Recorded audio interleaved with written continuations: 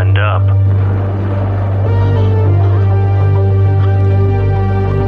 Can you make it through? To the night's end. I'll see you soon.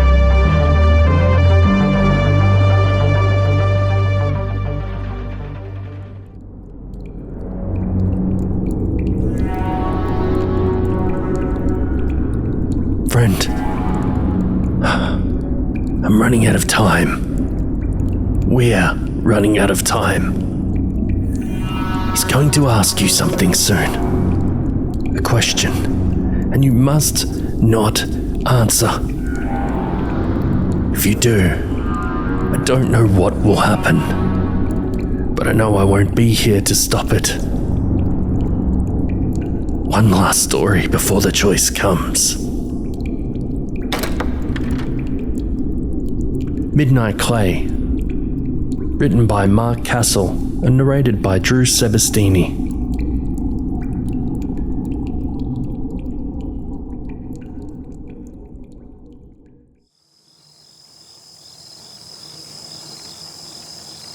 As though the moonlight pushed him along, Owen freewheeled down the hill.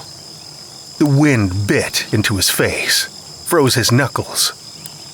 Often summer nights were like this, especially with a cloudless sky. If only he hadn't left his coat back at Jimmy's house. A rumble in the distance, almost a howl, snatched his attention to the bend up ahead. He steered closer to the edge of the lane. He and Jimmy had an awesome evening. The new Dungeons & Dragons roleplay game had stolen the day away. Before they'd realized it, night had fallen, and Owen was late. Jimmy had beaten him with some lucky dice rolls. The next game, Owen thought, would be war. The rumble intensified. A vehicle approached at speed, still unseen. Perhaps a truck or lorry. Having cycled this route many times, he knew the lane was wide enough even if he did meet something that large. Still, he kept close to the grass verge. Once more his thoughts wandered to the game. Luck or not, next time he'd outsmart Jimmy. Further ahead, along the winding road and through the trees, headlights forced back the darkness. Air brakes hissed. A lorry, definitely, and it approached the bend without slowing. Owen jammed on the brakes, the back wheel whirring on the tarmac. He jerked to a halt. The vehicle tore into the bend. Tires screeched and juddered and groaned in protest. The trailer tilted, jackknifed, and tipped. Something sleek, a silhouette against the night sky, leapt from the roof with what looked like enormous wings and too many limbs. Whatever it was, Owen had the fleetest glimpse as he threw himself sideways, dragging his bike. He rolled into the bushes, twigs and branches raked his face and hands. The lorry cleaved the tarmac, roaring like a metal dragon and uprooting trees and foliage, mud and earth. His heart pounded in his throat. After that, there was silence, save for the creak of a buckled trailer wheel. And voices, faint echoes on the wind from somewhere in the darkness. Not near the lorry, but further away in the fields. Imagination, surely. Adrenaline from witnessing the crash. Imagination, too, had made him see that great creature. Entirely in his head. He pushed himself up and staggered onto the road. The underside of the metal hulk loomed over him. A clump of mud and tangled brambles fell from the buckled wheel. Tiny glass beads covered the road, each one glinting moonlight. If only he hadn't left his phone in his coat pocket, back at Jimmy's. "Hello?" he called, heading for the cab. No one answered. He trod alongside the cracked headlights. Both were smashed, yet one remained blinding. Glass and plastic crunched beneath his feet. There was nothing left of the windscreen, the cab roof crushed on the driver's side. It looked like a gaping vertical mouth without teeth. Above, the cab door was missing, allowing the moon to spotlight empty seats. No driver. He scanned the road from where it had come. Twisted metal, plastic, and glass scattered the tarmac. The driver's body was nowhere in sight. He circled the lorry as best he could given the density of the foliage to scan a shallow ditch and the tractor grooves in the adjacent field. He ran a little way down the road, seeing whether the driver had been thrown from the cab before it hit the bend. Again, nothing. He trotted back to the cab. Careful not to snag his clothes, he climbed inside the glassless windscreen. Moonlight guided him without injury, jagged edges everywhere. The dashboard was a twisted mess. He rummaged only to find food wrappers and dog-eared fitness magazines. No phone, no way of contacting the police. Clambering out, he realized he had to get home and call the police from there. Heading for his bike, he ran alongside the trailer. Wooden pallets, now vicious splinters, were cradled in metal cages between the wheels. He came round to the mangled rear doors and stopped. Crouching, he peered into the long length of gloom. At the far end, past several chunks of masonry, several broken crates lay in the shadows. Knowing he should be cycling home, he stepped over the warped hinges and into the trailer. It smelled of earth, of brick dust, and something sweet, something sickly. He headed for the crates, straddling busted pallets and rubble. He reached the nearest crate and read the label, "Handle with care." Straw poked between cracked panels. He slid his fingers beneath a wooden board and tugged. The snap-crack echoed. Removing another, he peered inside. A dozen or so black stones, about as large as his fist, huddled among the straw, like eggs in a nest. Leaning with one leg off the ground, he reached in.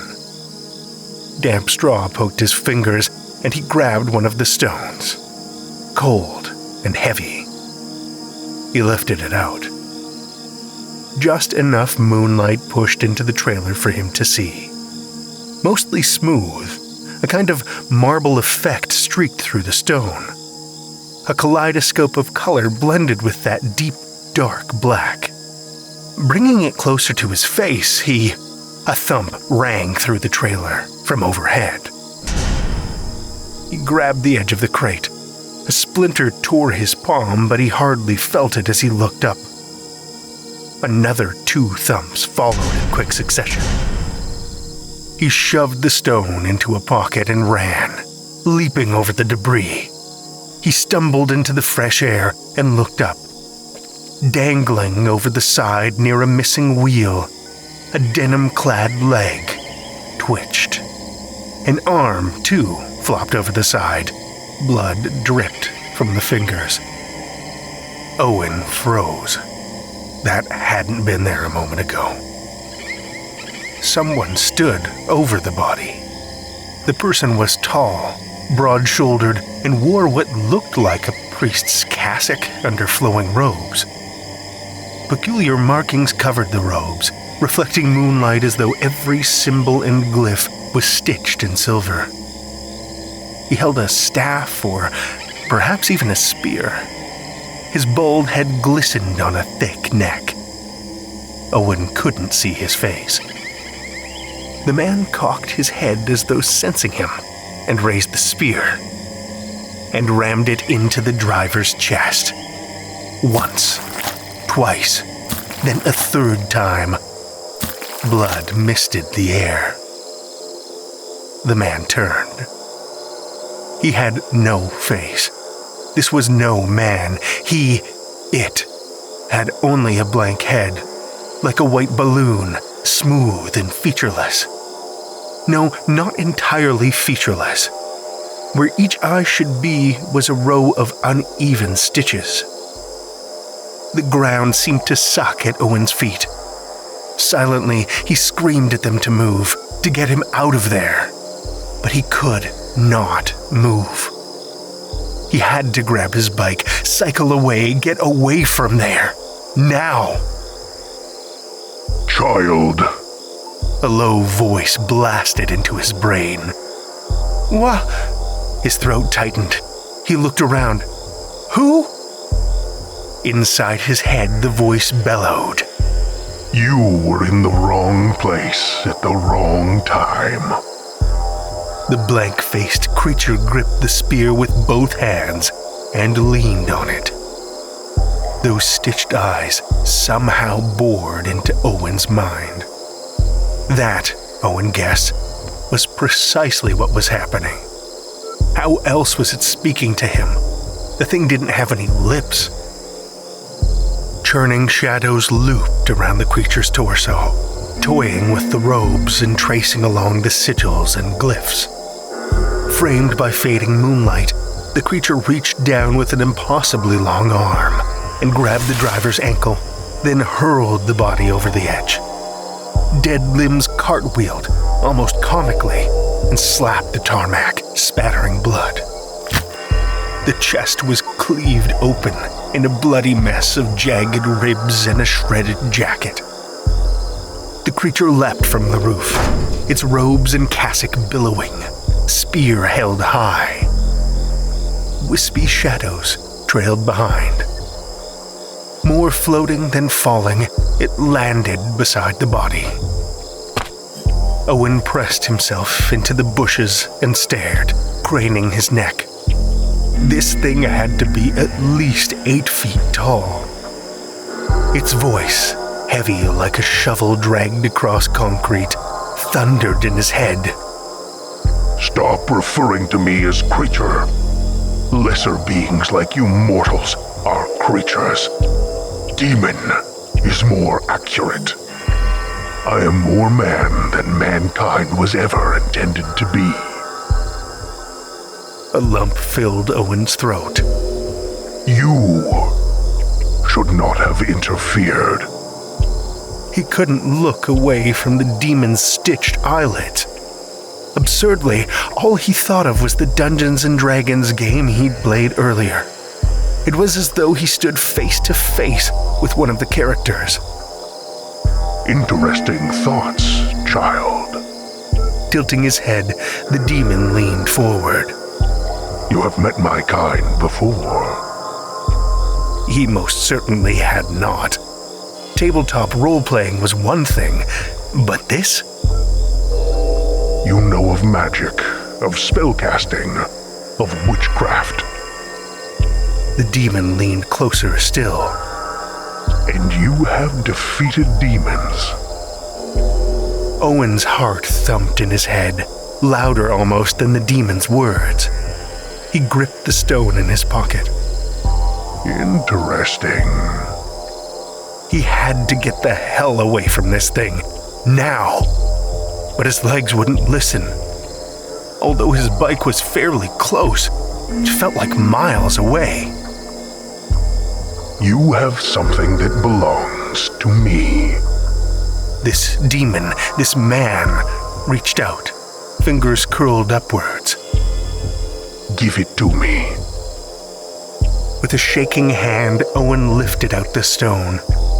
It seemed much heavier, warmer. The demon snatched it. You should have ignored my interception and continued on your way. But a war is coming, child. A war between worlds, between darkness and an even greater darkness. The demon drummed his fingernails over the stone. The stone glowed with an inner light, a red tinge deep within the blackness. None of this should concern you. However, a darkness smothered the demon's head, spiraling like smoke.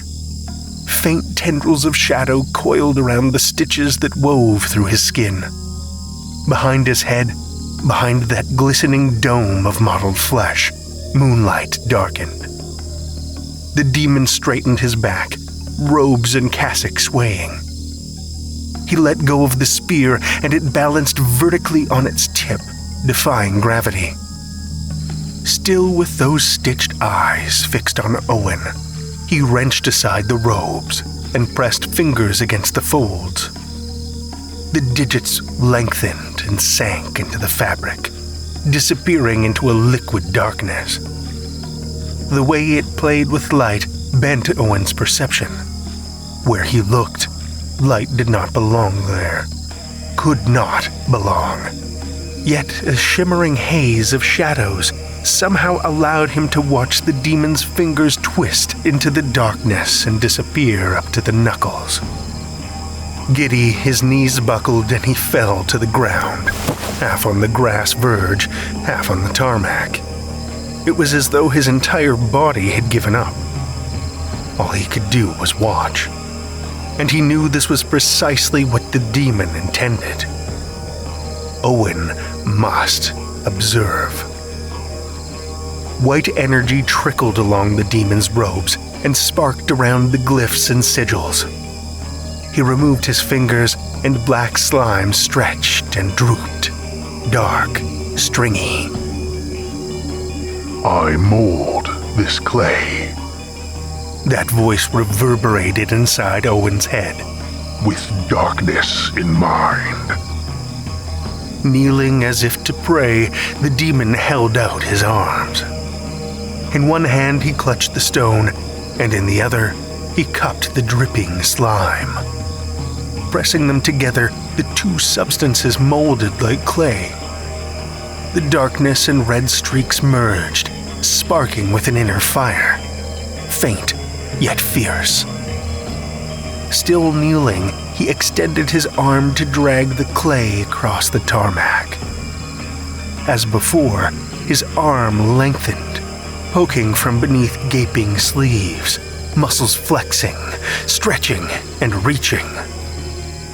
He rubbed it across the tarmac, left and right. Swift movements, faster and faster, becoming a stuttering blur. Owen could not keep up with those frantic movements. It was as though he watched from much further away, like he saw all this through the eyes of someone else. A black rectangle formed over the tarmac, but it had depth like a pit. Deep, dark, a black hole, no less, containing a bubbling, impenetrable darkness. Again, it messed with Owen's perception. It hurt to look at, and all he wanted to do was look away. But no chance. He had to observe. He must obey. The demon stopped and leaned back, those stitched eyes raised to the faint moon overhead.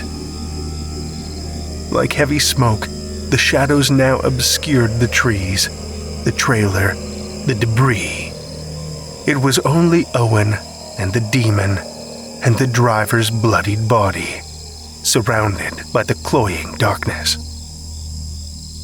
In similar swift and stuttering movements as before, the demon grabbed the driver's body and pressed it into the black hole. The arms and legs flopped into the writhing darkness, and it floated on the surface that now bubbled and rippled like dark water. Denim and cotton smoldered, wisps of smoke twisting upwards. Skin tore, and bones cracked, churning together with soggy clothes and that liquid darkness. The demon dipped a fist into the mix and stirred. Muscles rippled along his forearm as that limb stretched impossibly long, making circular movements round and round. Juddering and stuttering, the demon stirred. Clay and flesh, shadow and bone crackled and melded together. Stirring, churning, the demon jerked and shuddered, wrapped in a kind of ecstasy. his head back, stitched eyes still on the moon. Red and black mixed and bubbled, churning and stirring. After the longest seconds of his life passed, Owen watched equally horrified and fascinated, frustrated and fearful that he could not move, as finally the demon stopped. His arm shrank back to its usual length. Now burying both arms into the disgusting mix, he yanked out a wriggling sheet of fabric.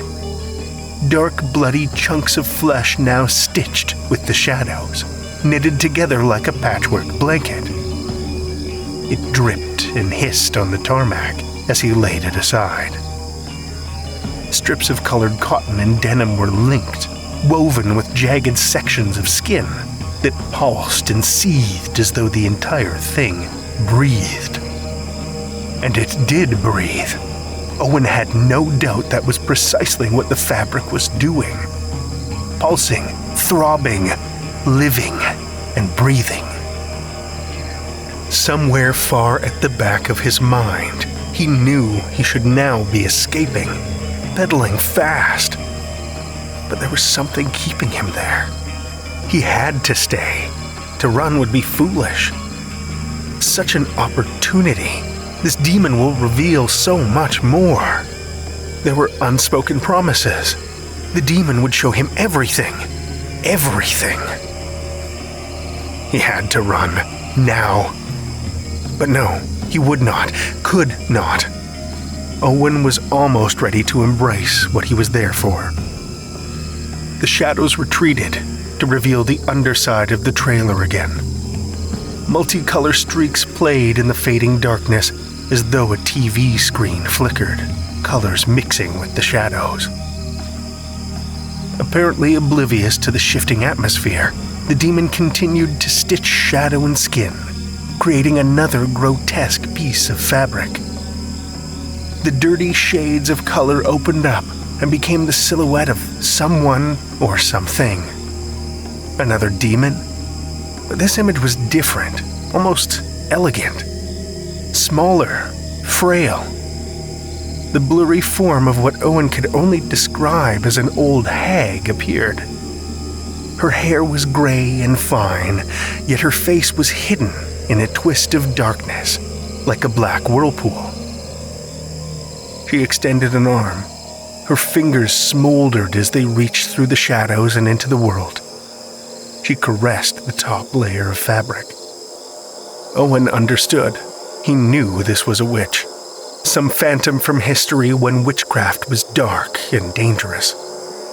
She was on the other side, dipping an arm into this world, his world, to claim that grotesque rectangle of flesh and shadow. Any witch that needed such a horrific thing surely would not be a white witch. None of this was white magic. You, child, the demon's voice echoed in Owen's head, certainly appear to have knowledge. The hag pulled at the fabric, and it slurped off the ground. She whipped it up over her shoulders and wore it like a shawl. She stroked it with gnarled fingers, her face remaining in a hurricane of coiling darkness, and finally retreated into the shadows. Again the darkness swirled, and more forms shifted. One at a time, as the demon laid out more of these garments, a dozen more women approached. Some old and frail, some young and slender, shimmered in the darkness, little more than haunting silhouettes, and not once revealing their faces. Each flowed with the haze of shadows to claim their shawls, only to retreat and to make way for another and another. A small voice, freaking out somewhere deep within him, screamed and screamed at Owen. Run, run, run, run, run, run, run, run, run, run, run, run, run. That voice, fainter and fainter, a hollow echo of reasoning, of reality, shrank into a darkness that he physically felt clog his mind. Lower and lower Owen slumped, now huddled almost fetal-like on the edge of the road. Each shawl slipped through, dribbling blood and blackness, sucked into another world. The remains of the driver's body had by now blistered in a mess of black and crimson. The demon prodded it with his fist and hooked out a clump of blood-soaked clothes streaked with black goo. He dropped it. With a slap and a splash, dark blobs flicked across the tarmac and spattered the demon's face. Droplets collected around his stitched eyelids and ran down his veiny cheeks like tears. Eager witches hovered at the threshold of the portal. In one flash of movement, the demon snatched up the last garment, just before another arm from the shadows took it. Wait, witch. The arm vanished into the roiling shadows. Holding the shawl out, the demon stepped towards Owen. The cassock rasped over the tarmac, swaying. Those glyphs sparked, charged a fiery red and white. In his hands, the shawl seethed and wriggled and curled at the ends. The same energy trickled along the stitches, weaving along the seams. You will now serve me. Owen lowered his head. My midnight companion. My clay is yours. The shawl hugged Owen's shoulders as the demon let go. Where it touched his neck, his spine tingled and warmed. Something like electricity rushed through him, outwards along his legs and into his toes, along his arms and into his fingers, up and into his brain. Every nerve charged and powerful, energized, ready. He was ready. The demon stepped back. Blood and darkness dripped from his fingers. It hissed as it pooled on the tarmac, soaking the hem of his cassock. The blackness, so warm, so welcome, swelled inside Owen's mind. He would obey the demon, his master. Together, they would find more flesh to clothe the phantom army, the troops that lay in wait on the other side, awaiting the coming war.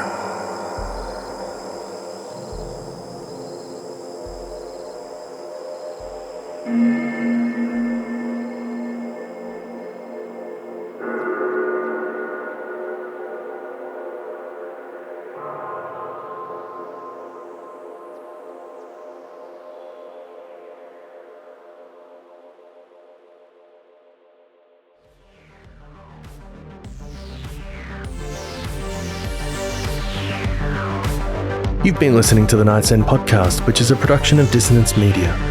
To support us, please leave a review, or for bonus content and the original release of this episode, head to patreon.com/Night's End podcast. Our website is nightsendpodcast.com. Midnight Clay was written by Mark Castle. To find out more about Mark and his other work, you can find him at markcastle.co.uk.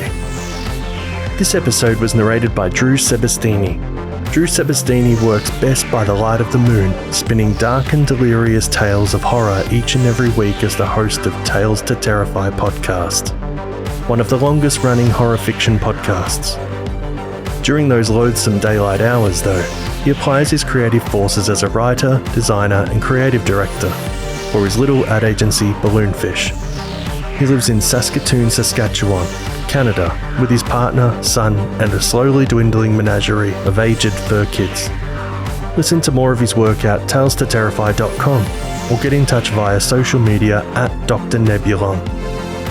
Jimmy Horrors was performed by James Barnett. This episode was produced and edited by James Barnett. And as always, stay horrific, everyone.